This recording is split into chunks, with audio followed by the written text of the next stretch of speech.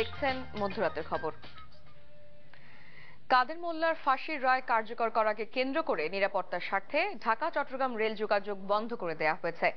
দেশের বিভিন্ন স্থানে পুলিশের সাথে জামায়াত শিবির কর্মীদের সংঘর্ষ হয়েছে। রাতে বগুড়া 1 আসনের সংসদ সদস্য আব্দুল মান্নানের বাসভবনে ভাঙচুর ও আগুন দেয় দুর্বৃত্তরা। রাজশাহীতে পেট্রোল বোমা ছোড়া হয় সাবেক শিল্প প্রতিমন্ত্রী ওমর ফারুক চৌধুরীর সাগরপাড়ার বাসায়। এছাড়া চাঁপাইনবাবগঞ্জে দুটি বেসরকারি ব্যাংক ভাঙচুর, রাজশাহী, সিলেট, মৌলভীবাজার, সিরাজগঞ্জ, বরিশাল, ফেনী, দিনাজপুরে ককটেল বিস্ফোরণ, বিভিন্ন স্থাপনা ভাঙচুর ও আগুন দেয় শিবির কর্মীরা। ডেস্ক রিপোর্টে বিস্তারিত। রাতে রাজশাহী নগরীর সাগরপাড়া এলাকায় পিডিবি মোড়ে রাস্তায় আগুন দিয়ে বিক্ষোভ করলে শিবির কর্মীদের সাথে পুলিশের সংঘর্ষ হয়।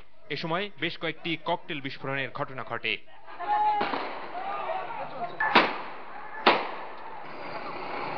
এর আগে জামায়াত কর্মীরা পিকেটিং করলে পুলিশ ব্যাপক টিয়ার শেল ও রাবার বুলেট ছোড়ে। এ সময় পুলিশকে লক্ষ্য করে পাল্টা ককটেল ও পেট্রোল বোমা ছোড়া হয়।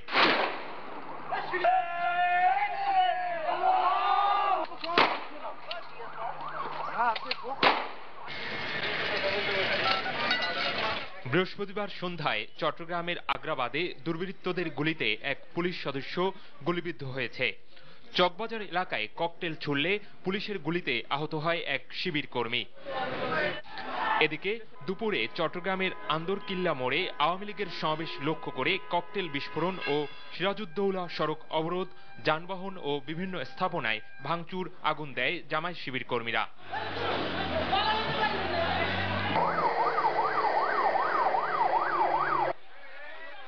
বৃহস্পতিবার রাতে বগুড়া শহরের কলোনি চকলোকমান এলাকায় বগুড়া 1 আসনের সংসদ সদস্য আব্দুল মান্নানের বাসভবনে ভাঙচুর ও আগুন দেয় দুর্বৃত্তরা।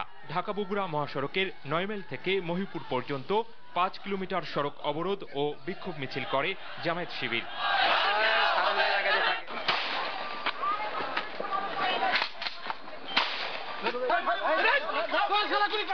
মেহেরপুর বন্দর এলাকায় রাস্তা অবরোধ করলে জামায়াত শিবির কর্মীদের সাথে পুলিশের সংঘর্ষ হয়।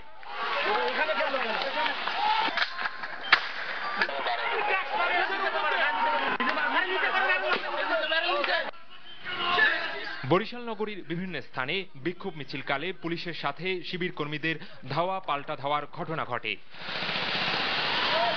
আটক করা হয় 2 জনকে। বান্দরবান চট্টগ্রাম মহাসড়ক অবরোধ, যানবাহনে ভাঙচুর ও আগুন দেয় জামায়াত শিবির কর্মীরা। সাতক্ষীরায় শিবিরের মিছিল থেকে ককটেল বিস্ফোরণ ও একটি ট্রাক ভাঙচুর করা হয়। তালা ও কালীগঞ্জে দোকানপাট ও আওয়ামী লীগ অফিস ভাঙচুর ও পুলিশের সাথে সংঘর্ষে আহত হয় 5 জন।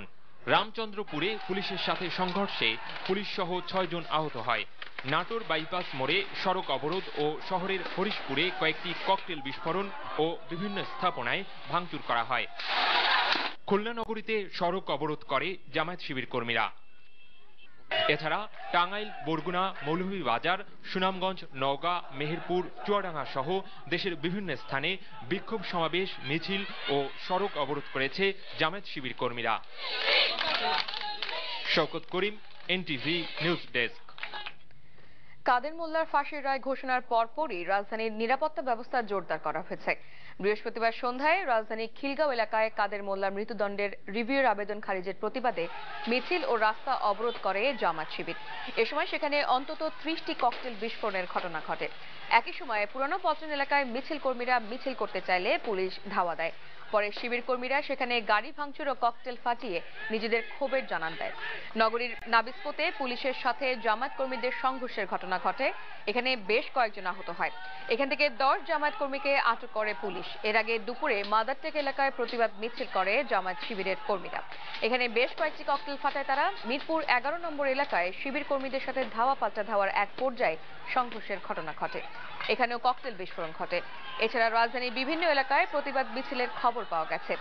নগরীতে পুলিশের টহল ও নজরদারি বাড়াতে দেখা গেছে। নগরীর মোড়ে মোড়ে টহল দেয় পুলিশ ও বিজিবি। অনেক জায়গায় পুলিশকে তল্লাশি করতে দেখা গেছে।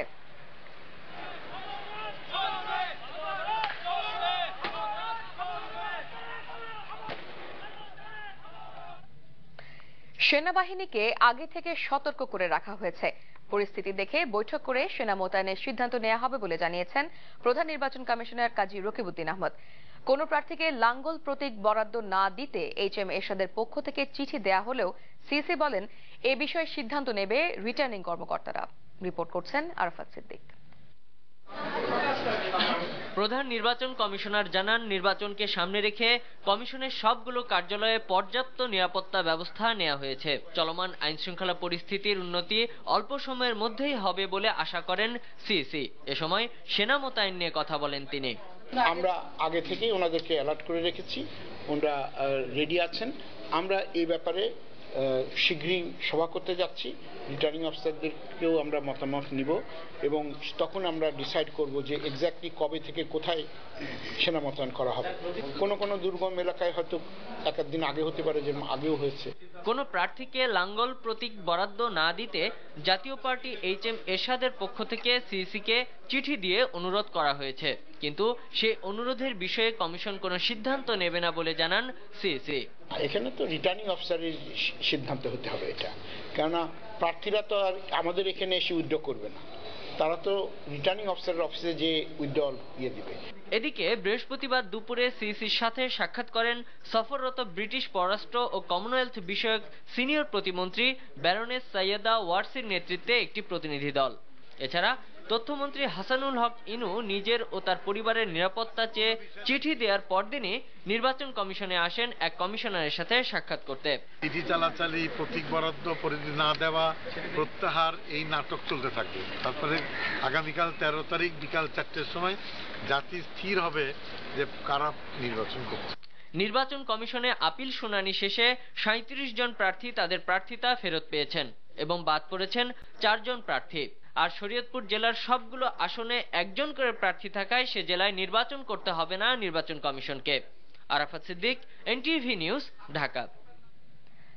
মাত্র 6 মাস বিয়ে হয়েছিল নরসিংদীর মেয়ে মাসুমা আক্তারের।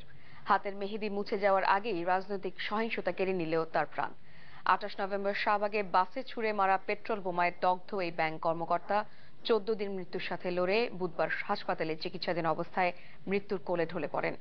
মাসুমার মৃতদেহ গ্রামের বাড়ি নরসিংদীতে পৌঁছালে আবেগঘন পরিবেশের সৃষ্টি হয়। নরসিংদী থেকে বিশ্বজিৎ সাহার পাঠানো রিপোর্ট। মাসুমা আক্তারের লাশবাহী অ্যাম্বুলেন্সের সাইরেন নীরবতা ভেঙে দেয় হোসেনপুর গ্রামের। বাড়ি থেকে যে মেয়ে ঢাকায় গিয়েছিল জীবন সংগ্রামের জন্য, সেই মেয়েটি বাড়িতে ঠিকই ফিরল, তবে লাশ হয়ে।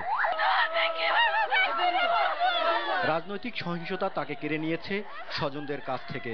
তাই তো প্রিয় মানুষ হারানোর শোকে গগন বিদারী কান্নায় ভেঙে পড়ে স্বজনরা। কোন রাজনীতি ইস্যু সৃষ্টি না করে সুষ্ঠু তদন্ত, সুষ্ঠু বিচার চাই। এইভাবে করছে, বিচার চাই। রাজনীতির সহিংস চিত্রের শিকার মাসুমা আক্তার। নিহতের পরিবারের প্রশ্ন, নীতিহীন এই রাজনীতি কোন দিকে ঠেলে দিচ্ছে দেশকে। এটা কোন ধরনের নীতি হলো যে আমি আমার স্বার্থ উদ্ধারের জন্য আমি নীতি বিপরীত রাজনীতি করবো? হয়তো আমি রাজনৈতিক স্বার্থ হাসিল করতে পারবো, কিন্তু আসলে আমার নীতিটা কোথায় থাকলো? এবং এই নীতিহীন রাজনীতি দিয়ে আসলে বাংলাদেশের ভবিষ্যতে কি হবে?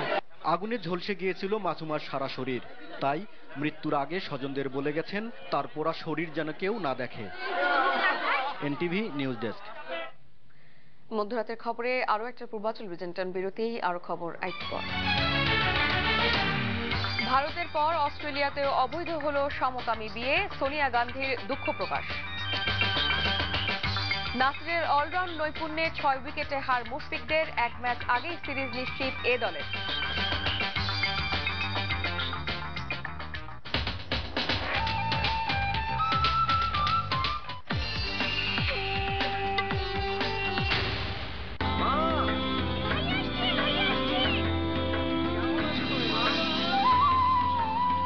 বাবা, ওখানে কে রান্না করে?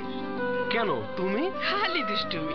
শোনো মা, তুমি মানে প্রাণকারী পাউডার। সব মশলা পরিমাণ মতো মেশানোই থাকে আর রান্না হয় এক দেশি স্বাদে, ঠিক যেন তোমার মতো। প্রাণকারী পাউডার। শোনো মা, টাকা তো আমার সাথেই আছে, কিন্তু এখন বিকাশ পাবো কোথায়? আচ্ছা, এই তুমি একটা এডুকেটেড ছেলে, মোবাইলে নিজের বিকাশ অ্যাকাউন্ট নেই? না মানে অ্যাকাউন্ট খোলা তো খুবই সোজা। তারপর যখন ইচ্ছে যেখান থেকে ইচ্ছে টাকা পাঠাবে। ফ্রি বিকাশ অ্যাকাউন্ট খুলুন। আপনার ছবি, পরিচয়পত্র আর ফোন নিয়ে চলে আসুন বিকাশ এজেন্টের কাছে। আচ্ছা, আমি এক্ষুনি বিকাশ করে দিচ্ছি।